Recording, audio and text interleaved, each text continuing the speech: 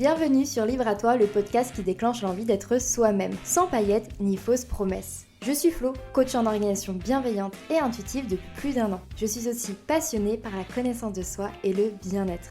Chaque semaine, je t'accompagne à mieux te connaître afin de créer ta propre liberté, seule ou accompagnée de mes invités. Je souhaite que tu puisses avoir toutes les clés en main pour réaliser tes rêves et vivre dans le plaisir et la sérénité au quotidien. Je t'invite à t'abonner dès maintenant pour ne pas manquer les prochains épisodes. Avec Céline, on adore discuter ensemble, refaire notre monde et comprendre pourquoi et comment on est arrivé là où on est aujourd'hui.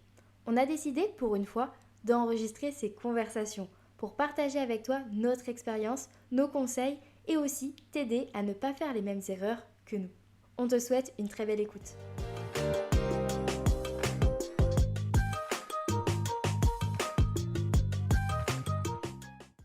Comme si en fait, on avait tous la même liste d'objectifs dans le monde et que, en fait, si on n'atteint pas ça, on ne coche pas ces cases-là, et il y a un problème et donc on est dans l'échec, quoi.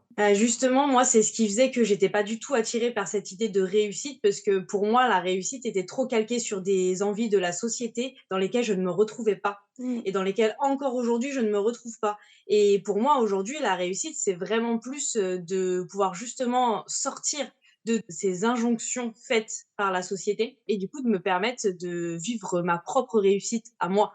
Et là, tout de suite, ça prend un aspect différent et c'est ce qui fait que j'arrive beaucoup plus à m'y retrouver au jour d'aujourd'hui et à commencer à avoir des objectifs que j'ai envie d'atteindre, qui me motivent et dans lesquels je me retrouve réellement. Et si je me sentais dans une situation où je risquais d'échouer, je la transformais ou je faisais en sorte que je puisse en faire une réussite. Mais selon moi, en fait.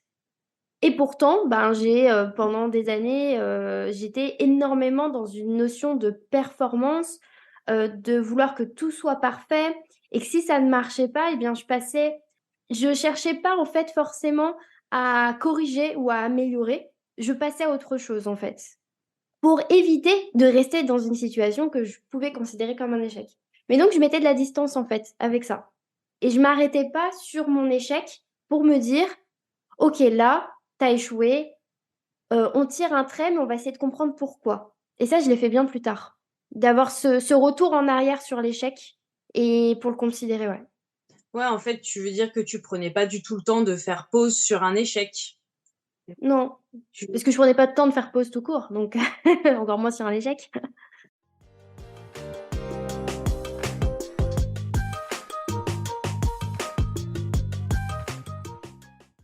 Je me rappellerai toujours ce que je vous ai dit à ce moment-là. Je vous ai dit: «OK, c'est fini là? On laisse tomber? OK, bah, je vais dormir». C'est vrai. Et moi, à ce moment-là, je me suis dit: «OK, j'accepte» et en fait, c'était mieux et c'est là qu'on s'est vraiment pris la deuxième claque. C'est de se rendre compte que finalement, c'était une bonne nouvelle de ne pas y arriver. Parce qu'on était en train de s'embarquer dans quelque chose dans lequel aucune de nous 3 ne s'épanouissait. Et ça, c'est important de le dire et de le rappeler que parfois, on a tellement la tête dans le guidon qu'on court après un rêve qui n'est pas le nôtre. Ou qui n'est plus le nôtre. Et comme on le dit, comme on le répète, eh bien, faire pause, s'arrêter, souffler, respirer, ça peut vraiment te permettre d'éviter de continuer à t'essouffler et courir après quelque chose qui ne te correspond pas. Quand on prend pas le temps de faire pause, finalement, on se rend pas compte qu'il y a quelque chose qui va pas. On se rend pas compte de comment on aimerait faire autrement. Donc la première étape, c'est de faire pause. Une fois qu'on a fait pause, une fois qu'on était dans l'échec et face à cette non-réussite, là, on a eu de vraies prises de conscience et on s'est pris une vraie claque dans la gueule. Pour une claque, c'en était une grosse. En fait, on l'a vu venir. On va pas mentir sur ça, on l'a un peu vu venir. On a commencé en plein milieu de la campagne Ulule, donc qui s'est déroulée, de mi-septembre à mi-octobre. Plein milieu de la campagne Ulule, on savait qu'on n'y arriverait pas. On savait que c'était fini, qu'on avait très, très peu de chance, mis à part un miracle, je sais pas, qu'on aurait fait buzz ou j'en sais rien, de vendre les 300 agendas nécessaires pour qu'on puisse imprimer les agendas et donc concrétiser le projet. En plein milieu de la campagne Ulule, avec Céline, on s'est regardé et on s'est dit: «Bah, c'est fini». on n'y arrivera pas et en fait, on s'est libéré à ce moment-là et c'est Oui. pour ça que parfois, regarder son échec en face et faire pause, ça peut être hyper bénéfique, quoi. Juste Mmh. de on souffle. Comment retrouver son énergie? Moi, je me rendais pas compte et pourquoi je suis passée par une hypnose régressive pour pouvoir retrouver mon énergie, parce qu'en fait, j'étais tellement au fond du gouffre que j'étais incapable de voir ce que je pouvais faire, quelles étaient les solutions, les possibilités et du coup, de vraiment faire pause et de me faire accompagner à ce moment-là, c'est là que ça change tout. Parce que là, je tends la main et je me laisse prendre par la main et là, il y a un vrai déclic et là, il se passe quelque chose, la vision, les actions, tout peut se mettre en place, tout peut changer.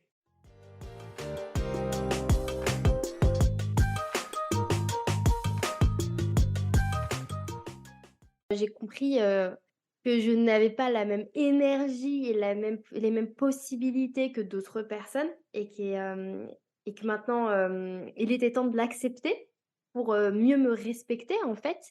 Vraiment de m'observer, ça m'a permis de faire la paix avec énormément de choses avec lesquelles je me battais, en fait.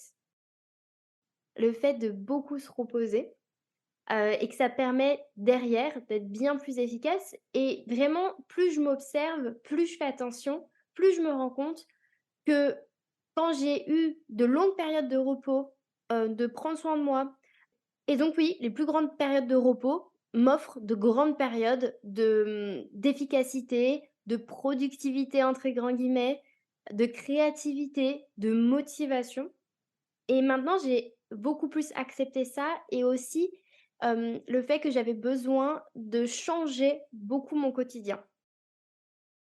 À la place de suivre un planning très précis, chronométré, je me pose la question tout simplement maintenant. De quoi tu as envie? Qu'est-ce qui serait le mieux pour toi maintenant? Et j'ai des objectifs, j'ai des tâches à faire, elles sont faites, les objectifs, j'avance, vers eux sans problème. Simplement, je peux passer, 4 jours focus sur quelque chose et les 3 jours suivants focus sur carrément autre chose. Ou parfois, certaines semaines, j'ai besoin de travailler que 2 heures sur tel projet, 3 heures sur un autre et de changer tout le temps. En fait, ça varie énormément et maintenant que je ne suis plus contre ça, la vie, elle est beaucoup plus simple. C'est intéressant ce que tu nous dis, parce qu'au final, on se rend compte que quand on s'est observé, on peut vraiment passer à l'étape de l'acceptation de qui on est et ça fait vachement de bien ça. De pouvoir enfin s'accepter et savoir que finalement, bah, c'est normal qu'un tel ou un tel, fasse de cette façon puisque un tel ou un tel, ce n'est pas nous, c'est pas moi-même, en fait.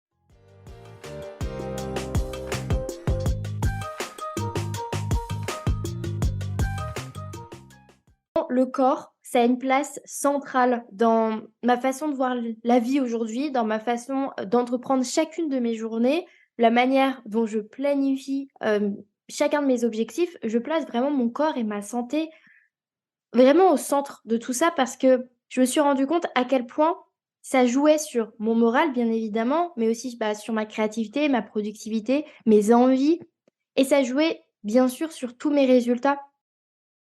Quand on a des soucis de santé, qu'on souffre beaucoup, eh bien, on voit aussi les choses différemment par rapport à la réussite, justement. En fait, on se rend compte qu'une journée réussie, c'est peut-être pas forcément une journée où on a fait toutes nos to-do list, mais c'est une journée dans laquelle, eh ben, on s'est senti en forme, on s'est senti bien et dans laquelle on n'a pas souffert. C'est hyper intéressant ce que tu nous partages.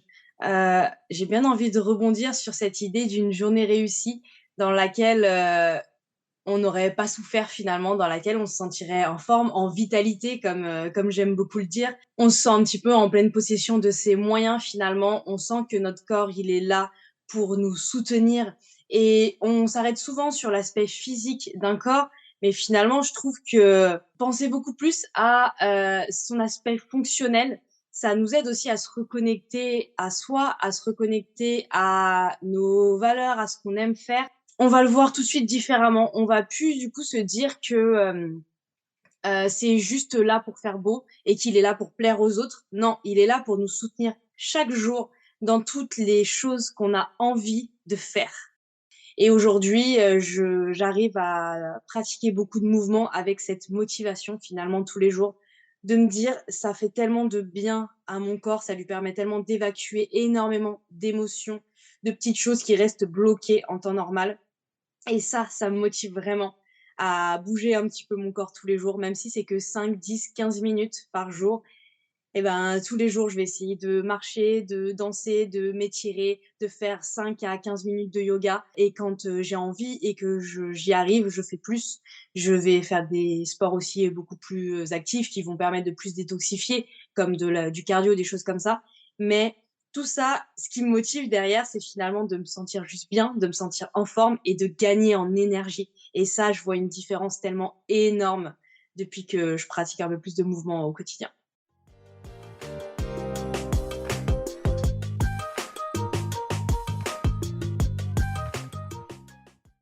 Et c'est vraiment comme ça que j'avance maintenant. C'est que d'abord, je me demande de quoi j'ai besoin pour me sentir bien. Et après, je rajoute une couche d'envie, donc de plaisir, de préférence. Et vraiment faire la distinction entre les deux, ça m'a beaucoup aidé à moins me sentir frustrée. De comprendre que parfois, en fait, la frustration, elle venait d'une envie. Et c'était pas une histoire de besoin. Et ça, c'est hyper important, je pense, pour justement créer un quotidien dans lequel on se sent bien. Je trouve que, quel que soit le type d'accompagnement, il va y avoir toujours un côté un petit peu expérientiel et partage de connaissances, en plus s'aider à se recentrer sur soi et sur ce dont on a besoin et je trouve que ça aide beaucoup à avoir cet aspect des besoins et derrière de venir se demander: «OK, maintenant je sais ce dont j'ai besoin», comme tu nous l'as dit, donc qu'est-ce que j'ai envie? Pour venir agrémenter tout ça. C'est aussi important, je pense, de se questionner tous les jours sur ce qu'on a besoin, ce qu'on a envie. Le matin, se réveiller, se dire: «OK», écouter son corps et donc se demander: «De quoi j'ai besoin aujourd'hui? Est-ce que j'ai besoin d'aller faire du sport? Est-ce que j'ai besoin de manger peut-être, certains types d'aliments parce que j'ai un petit peu mal au ventre? J'ai peut-être abusé sur le fromage, hein». Team endométriose, vous reconnaîtrez. Donc en fait, c'est s'interroger en cherchant une réponse qui est directe, qui est sincère et ne pas juger cette réponse. L'accepter, l'accueillir. Si notre corps, si notre esprit nous demande du temps, peut-être pour, aller faire du journaling, pour respirer ou pour aller se balader, l'accueillir et ne pas juger cette envie ou ce besoin. Et ça, je pense que c'est vraiment essentiel pour, s'accepter plus, se recentrer sur soi et se respecter plus. Parce que concrètement, pour respecter ses besoins au quotidien, il y a une vraie notion de respect de soi-même.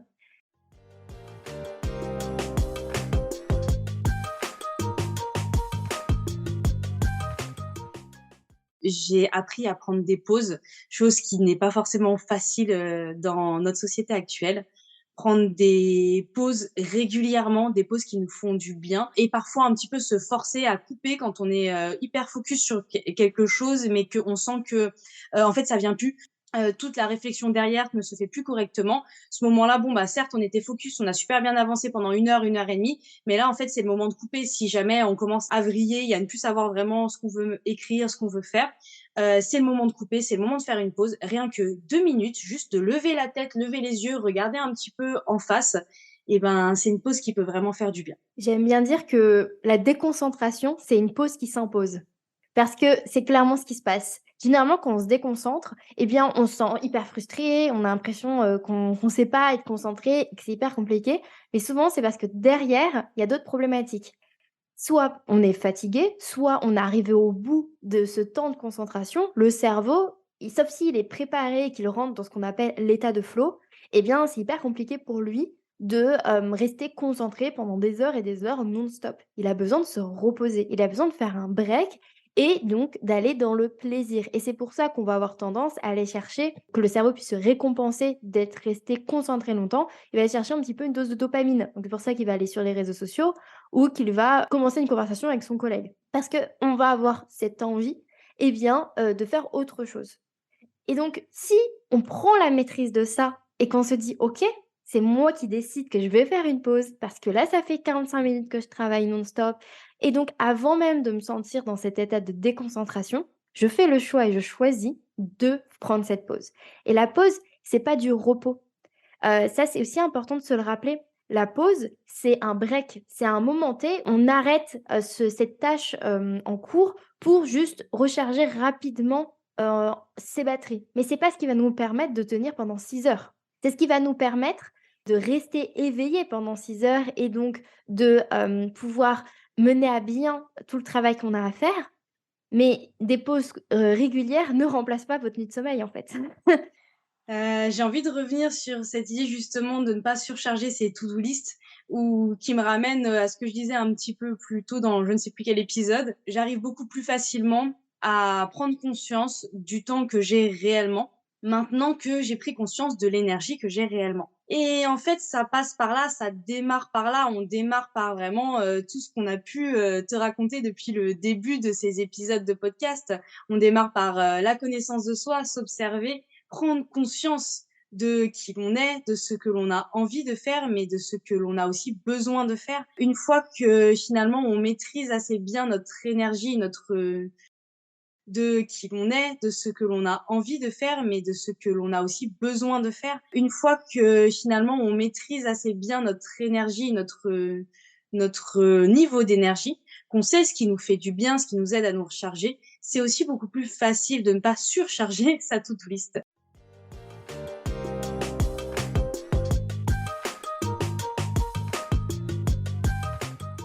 Notre horloge interne, elle va vraiment tout dicter dans notre corps. Elle est en lien avec, tous les cheminements de nos hormones et tous les messages que nos hormones peuvent envoyer à notre cerveau, à notre cœur, au reste du corps et du coup, ben, le fait de se lever, par exemple, 2-3 heures plus tôt que nos habitudes, ça veut dire aussi, bah, perturber, son transit. Ça veut dire aussi perturber, sa productivité, ses moments de créativité et perturber aussi potentiellement son humeur. Donc il faut vraiment laisser le temps à notre horloge interne de se caler finalement.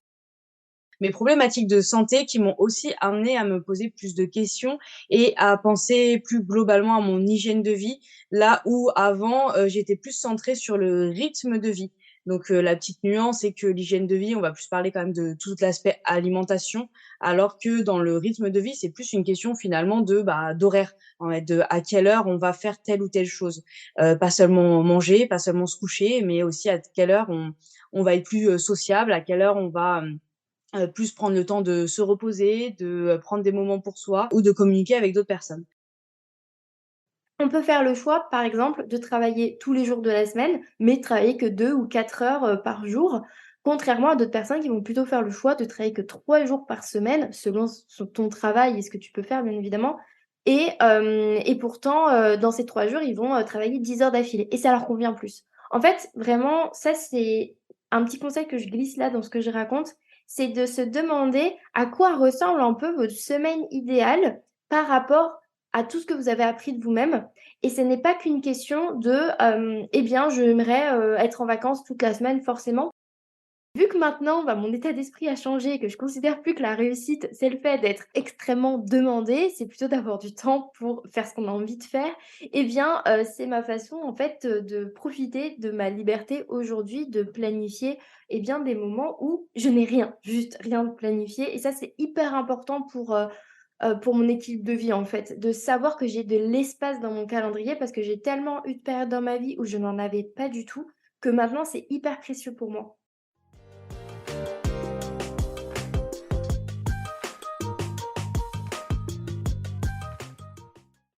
Avec Céline, on a été dans la situation de se laisser dépasser par notre vie et donc de totalement s'oublier au profit de nos projets pendant plusieurs années avant d'enfin transformer notre quotidien.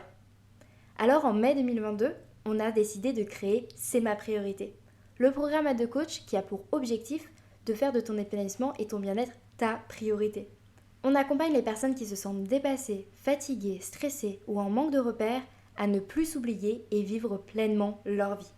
Parce qu'on est convaincu que tu mérites d'être tout en haut de ta to-do list, de te sentir en forme et détendu grâce à un équilibre et une organisation qui te convient vraiment.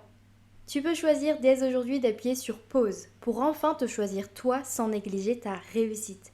Tu peux choisir de prioriser ce qui te fait du bien et t'apporte de la joie sans te sentir coupable.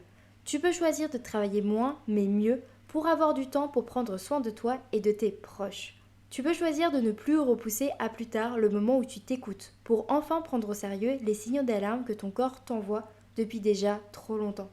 Tu peux choisir de vivre ta success story sans devoir passer par le burn-out.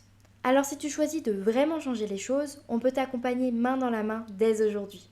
Pour savoir si c'est ma priorité et le programme fait pour toi, tu peux simplement réserver un appel découverte avec nous. Ça dure 45 minutes, c'est totalement gratuit et sans engagement.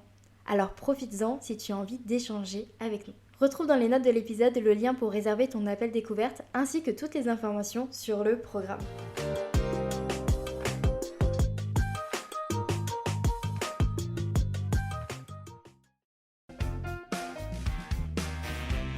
Je te remercie d'avoir écouté l'épisode jusqu'au bout. Pour soutenir le podcast, tu peux le partager à une personne à qui ça plairait, me laisser une note sur ta plateforme préférée d'écoute ou même m'envoyer un message directement sur Instagram pour me dire ce que tu en as pensé. Et n'oublie pas, libre à toi d'oser être toi-même pour créer ta liberté.